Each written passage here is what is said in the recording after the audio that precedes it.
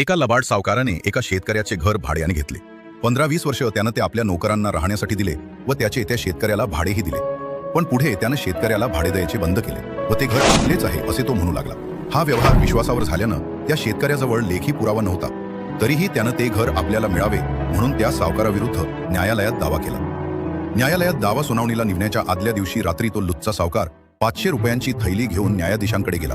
त्यांना म्हणाला, साहेब, ती झोपडी जरी त्या शेतकऱ्याची असली तरी मी त्याला तिचं गेली 20 वर्ष भाडं दिलेलं आहे. ती जर माझ्या मालकीची झाली तर ती पाडून मी तिच्या जागी माझ्या दुसऱ्या मुलासाठी बंगला बांधेन. तेव्हा हे 500 रुपये घ्या आणि उद्या न्यायालयात माझ्या बाजूनं निकाल द्या. त्या न्यायाधीशानं काही न बोलता ती 500 रुपयांची थैली घेतली. सावकार मोठ्या खुशीत आपल्या घरी निघून गेला. दुसऱ्या दिवशी न्यायालयात दावा सुनावणीला निघाला असता न्यायमूर्तींनी त्या सावकाराला विचारले, ईश्वराला स्मरून सांगा की ती झोपडी खरी कुणाची आहे, कारण या शेतकऱ्यांचं म्हणणं असं आहे की ती त्याची आहे.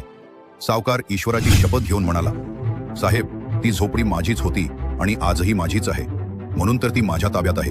या गावातले 1-2च नव्हे तर 100 साक्षीदार ती झोपडी माझी आहे सांगण्यासाठी मी न्यायालयात उभे करू शकेन.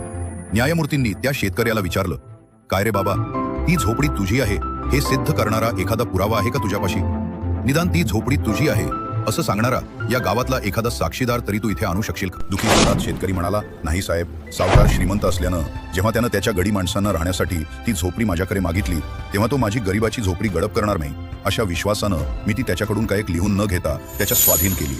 गेली बरीच वर्ष त्यानं मला त्या झोपडीचे भाडेही दिले, पण जेव्हा त्यानं भाडे देण्यास नकार दिला व ती झोपडी आपलीच असल्याचे सांगू लागला तेव्हा मला न्यायालयात यावे लागले.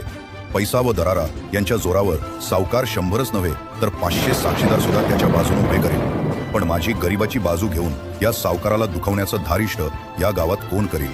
सावकार म्हणाला, हे किती खोटं बोलतोय हा? ती झोपडी याचे आहे असं सांगणारा एकही लेखी पुरावा याच्यापाशी नाही आणि एकही साक्षीदार हा इथे आणू शकत नाही. तेव्हा ती झोपडी माझी आहे हे आपल्याला पटले ना? न्यायमूर्ती सावकाराला म्हणाले, तुझी बाजू सत्याची आहे असं सांगणारे 100 साक्षीदार तू माझ्यापुढे आणायला तयार आहेस, पण ती झोपडी या शेतकऱ्यांची आहे असं सांगणारे 500 साक्षीदार अगोदरच माझ्याकडे आलेले आहेत. आदल्या दिवशी सावकारानं लाच म्हणून दिलेले 500 रुपये टेबलावर ठेवून न्यायमूर्ती त्याला म्हणाले, ती झोपडी त्या शेतकऱ्यांची असूनही ती गिळंकृत करण्यासाठी काल तू माझ्या घरी आणून लाचे खातर मला दिलेले हे 500 रुपये या शेतकऱ्याची बाजू न्यायाची आहे असं ठणकून सांगणारे 500 साक्षीदार आहेत. तेव्हा तू आज संध्याकाळपर्यंत ती झोपडी या शेतकऱ्याला परत द्यावीस. तू मला लाच देण्याचा प्रयत्न केलास म्हणून तू सरकारात 100 रुपये दंड भरावा आणि लाच म्हणून तुम्हाला देऊ केलेले हे 500 रुपये तू या शेतकऱ्याला त्या झोपडीची डागडुजी करण्यासाठी द्यावे असा मी निर्णय देत आहे. सावकाराला आपली चूक समजली. त्यानं हात जोडून शेतकऱ्याची माफी मागितली.